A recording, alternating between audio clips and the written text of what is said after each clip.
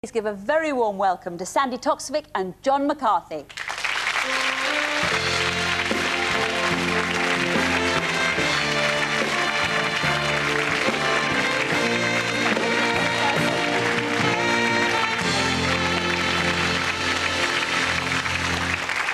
Welcome both. Thank you. Why do two sane, intelligent people decide to sail off round the British Isles? What on earth was wrong with the Caribbean? You're right. I don't know, Sarah. I think we'd always thought that it would be the Caribbean somehow. I'd had this dream when I was away in Lebanon with Brian Keenan that it would be wonderful, the perfect antithesis to being locked up, to be free and sailing the high seas and exploring the world and making use of our time. And so when the idea came up to do a sailing series, I think I was still locked in the dream element and assuming it would be like the Caribbean. But It's John's fault, that's what we're saying. yes, I'm It responsible. started off with John. Yeah. And then he dragged you into it. Is that what you're trying to say to us? Well, I am. And also, what a bizarre idea to go travelling with a man who's most famous for staying in one place for 5.5 years. I mean, it's a very odd idea, isn't it? And now, John and I are very old friends. We've been friends for about 20 years now, Sarah. Long Well, time. since we were all at Hull University with Sandy's brother Nick, yes, it's almost 20 years, I'd say. So it sounded like fun. I mean, I had no idea. When we went to the boat show and put on all that Velcro and plastic gear, I thought it was just an Ann Summers party. But, Yeah, that's so true, isn't it? I didn't realise we were going to be wearing it seriously for 3 months. For 3 almost, months. I love what you write in the book that's accompanied Island Race about foul weather gear. I mean, it's just, it sounds so uncomfortable. It sounds like it's going to be literally torture. Yes. Yeah. I think that covers it. And I also, think we- John made me sleep in a luggage rack, which I think is very unkind of No, him. but you were very comfortable there. You were snug and secure. Admit it, darling. Thank you. Lashed in with ropes, I was. Well, I almost believe you, Sandy, but there must have been a better reason for wanting to sail around the British Isles. I There mean, must have been a better it is an extraordinary experience, and I mean, joking aside, it is extraordinary, the coastline of Britain and the differences in the different kinds of life. I mean, a docker in Liverpool and a crofter living on a small isle, they have no idea that, in fact, they're actually living in the same country. It is a totally different life. And particularly parts of the western coast of Scotland, I've never seen anything so beautiful. And, I mean, John and I actually had the privilege of having dolphins playing alongside the boat, actually racing the boat, so close you could have reached out and touched them and you could hear them breathing. So, I mean, there were lots of funny moments, but there were moments of just sheer wonder, and it was almost worth getting wet for. Not I quite. think one of the reasons we wanted to do it too was that when I came back from Lebanon, I heard all about the sort of the greed is good mentality in the second half of the 1980s. And yet I came home along with the other hostages and we were received with such warmth by everybody that it didn't seem to me that sort of looking after number one really had taken hold as the main ethos or philosophy of Britain.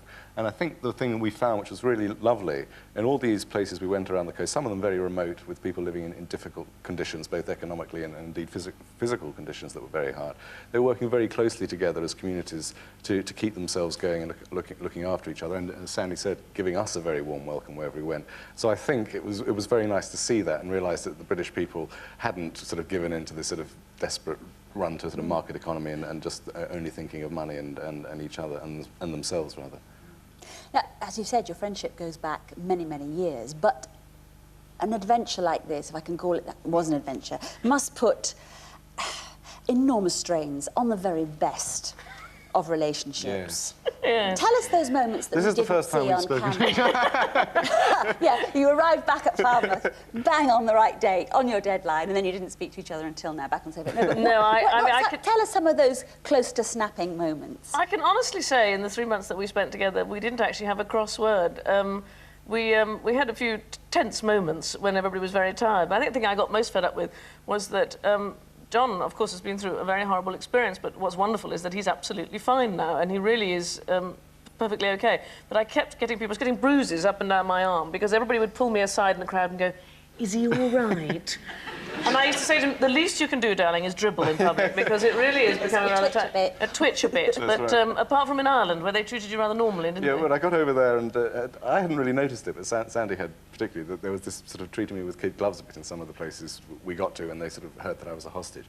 But I went over to Ireland, sadly on my own, because the Irish Sea was too rough for Sandy to come along with the sailing boat. So I went over on another boat and went down from Belfast to meet Brian Keenan in Bangor, and I went by cab.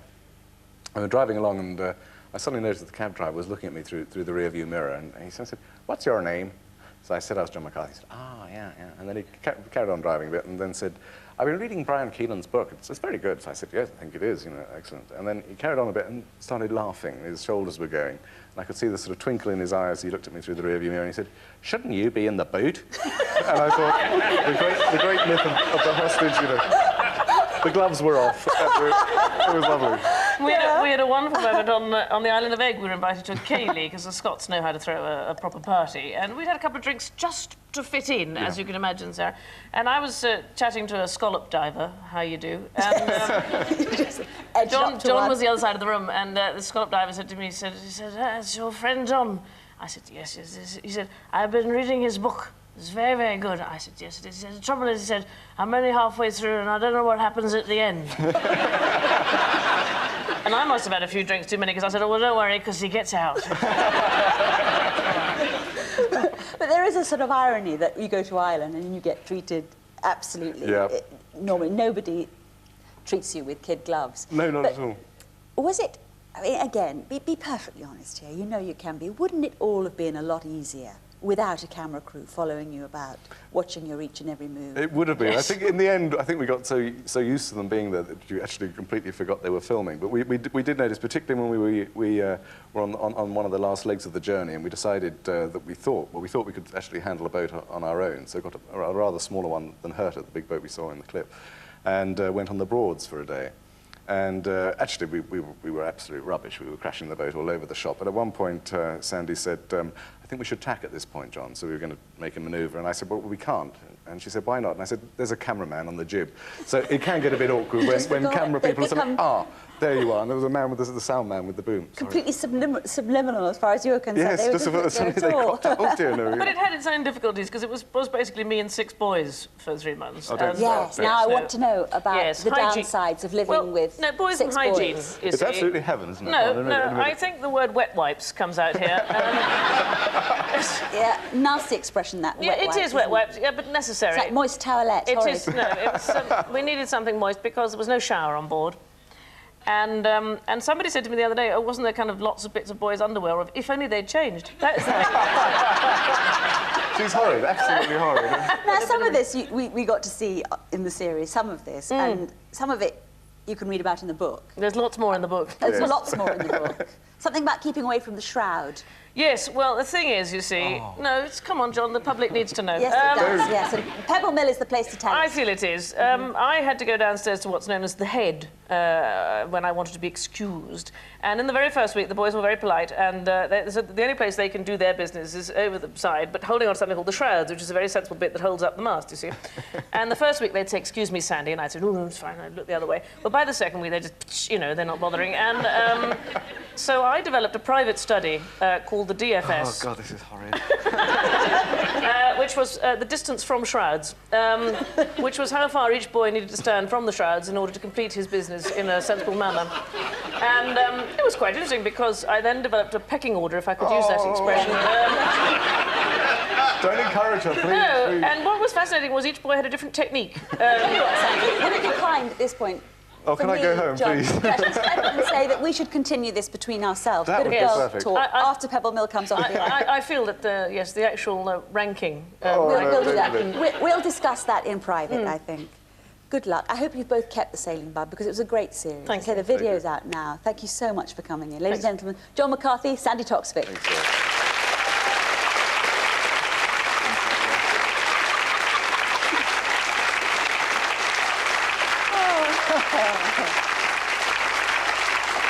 I think it's quiz update time now. Last Wednesday's Showbiz quiz winner is Colin Hudson from Faversham in Kent. He got it absolutely right. Tommy Steele had a hit with Little White Bull, and he wins a night out to see Tommy's West End show. Well done, Colin. Have a good time.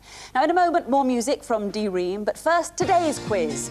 If you'd like to win Dee Ream's new album, plus a stereo system with tuner, CD and double cassette player, start by answering this question. Which song was a #1 hit for Dee Ream? Was it A, The Only Way Is Up, B, Things Can Only Get Better, and C, Don't Worry, Be Happy? Which song was a #1 hit for Dee Ream? A, The Only Way Is Up, B, Things Can Only Get Better, or C, Don't Worry, Be Happy? If you know the answer, call 0894 114444. The winner will be picked by computer from all the correct answers left on our phone lines. I'll tell you the answer and who's won a week today.